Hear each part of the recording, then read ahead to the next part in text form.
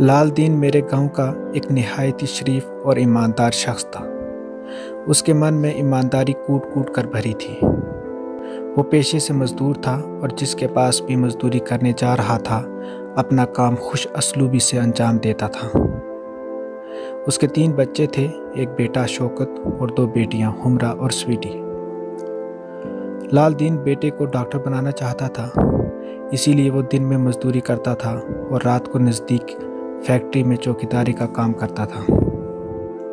جب وہ مزدوری کے لیے نکلتا تھا تو مجھے ہلو کہہ کر پکارتا تھا، اور جب تک میں بھی نہ اس کو دیکھتا تھا سکون نہیں ملتا تھا۔ اس لیے میں روز صبح گھر کے مرکزی دروازے پر اس کے آنے کے انتظار میں رہتا تھا۔ اتوار کا دن تھا۔ لال دین کو 3 روز دیکھے ہو گئے تھے۔ اسکول میں چھٹی تھی۔ وقت کو غنیمت سمجھ کر میں اس کے گھر اس کی طبیعت معلوم کرنے گیا اور دیکھا کہ لال دین ایک پرانی اور پھٹی ہوئی چارپائی پہ کھانس رہا تھا۔ السلام علیکم، میں نے اسلام کی۔ لال دین نے اسلام کا جواب دینے کی کوشش کی مگر نہیں دے سکا۔ اس کا بیٹا شوکت اس کے سرہانے بیٹھا تھا اور چارپائی کے ایک طرف خمرہ اور سویٹی اسکول کا کام کرنے میں محو تھی اور معصومیت سے ایک دوسرے کو تانے دے رہی تھی جو میں سن رہا تھا۔ میں نے لال دین سے پوچھا، خیر ہی تو ہے؟ لال دین نے بڑی مشکل سے گلے کو صاف کر کے دھیمی آواز میں کہا کہ 3 روز سے بخار ہے اور تھوڑا کھانسی بھی آ رہی ہے۔ دوائی بھی کھائی مگر تکلیف دور نہیں ہو رہی ہے۔ کہاں سے دوائی لائی؟ لال دین نے کھانس کر جواب دینے کی کوشش کی کہ شوکت نے اس کی بات کو فوراً کاٹ کر کہا، ڈاکٹر بنسل کے ہاں سے۔ بنسل میرے گاؤں کا ضعیف العمر کمپاؤنڈر تھا اور اس کو میرے گاؤں کے لوگ ڈاکٹر بنسل کہہ کر پکارتے تھے۔ وہ ہر بیماری کا علاج کچھ ہی ادویات سے کرتا تھا۔ غرض انہوں نے لال دین کا علاج بھی انہی ادویات سے کیا تھا۔ میں نے شوکت سے کہا کہ ہم اس کو پاس والے گاؤں میں لے جائیں گے جہاں ایک اچھے نام کا ڈاکٹر رہتا تھا۔ ہم نے لال دین کو بڑی مشکل سے کمرے سے باہر نکالا مگر اس کی ہمت نے جواب دے دیا۔ ہم دونوں نے اس کو واپس کمرے میں لے کر چارپائی پر سلا دیا۔ ہمرا اور سویٹی کو اس پر نظر رکھنے کو کہا اور فوراً دوسرے والے گاؤں کی طرف نکل گئے۔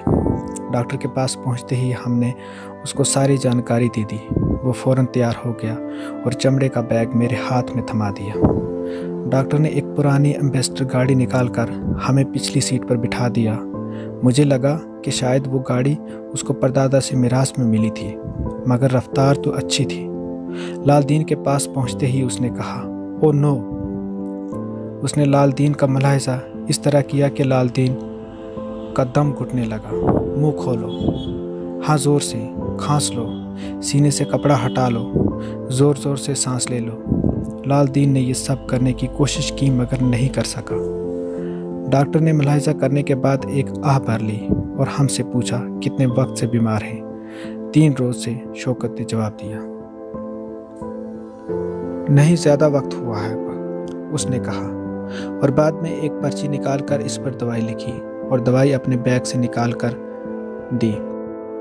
شوکت کو دیکھ کر کہا، 2500 ہو گئے۔ شوکت کھڑے ہو کر چارپائی کے سرہانے گیا اور ایک کیل پر سے اپنے باپ کے پھٹے پرانے کوٹ کو اتار کر پوری چھان بین کی اور کچھ پیسے نکال گننے لگا۔ ڈاکٹر صاحب 300 ہی ہے۔ ڈاکٹر صاحب نے میرے ہاتھوں سے دوائی لے لی اور غصے سے کئی کیپسول تھما کر کچھ بڑبڑانے لگا۔ بڑے آئے بیمار کا علاج کروانے۔ جب علاج کے لیے پیسے نہیں تھے تو مجھے کیوں بلایا اور بیگ کو پھر سے میرے ہاتھوں میں تھما دیا۔ مجھے اپنے ساتھ چلنے کو کہا۔ میں نے شوکت کو لال دین کے پاس ہی رکھا اور خود اس ڈاکٹر کے ساتھ نکل گیا۔ گاڑی کے پاس پہنچتے ہی میں نے ہمت سے کام لیا اور ڈاکٹر صاحب سے کہا کہ ڈاکٹر صاحب ایک بات پوچھوں؟ اس نے بڑے خوفناک لہجے میں کہا، ہاں پوچھ لو، کیا پوچھنا ہے؟ لال دین نے کتنے دنوں میں ٹھیک ہوگا؟ میں نے پوچھا۔ کبھی نہیں۔ کبھی نہیں؟ کیا مطلب؟ ہاں، لال دین اب کچھ ہی دنوں کا مہمان ہے اور دوائی کام نہیں کرے گی کیونکہ اس کو کینسر ہوا ہے۔ یہ سن کر میرے پیروں سے زمین کھسک گئی اور میں دم بخود ہو گیا۔ ڈاکٹر چلا گیا اور مجھے لال دین کی بات جو وہ مجھے ہمیشہ بتاتا تھا یاد آ گئی کہ میں شوکت کو ڈاکٹر بنانا چاہتا ہوں۔ اب چونکہ لال دین اس گھر کا کمانے والا واحد شخص تھا اور اب یہ ذمہ داری شوکت کے کاندھوں پر آ گئی اور اس نے پڑھائی کو ادھورا چھوڑ کر اب مستری کی دکان پر کام کرنے لگا۔ 2 مہینے بعد رات کو میں نے رونے کی آواز سنی اور میں نے بستر سے اٹھ کر کھڑکی سے باہر دیکھ کر لال دین کے گھر کی طرف جا رہے لوگوں سے پوچھا کہ کیا ہوا ہے۔ لال دین مر گیا، کسی نے کہا۔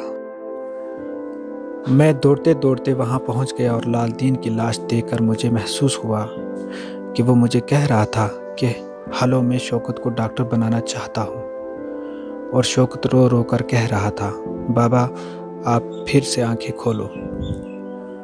میرے ڈاکٹر بننے کا خواب ادھورا رہ گیا۔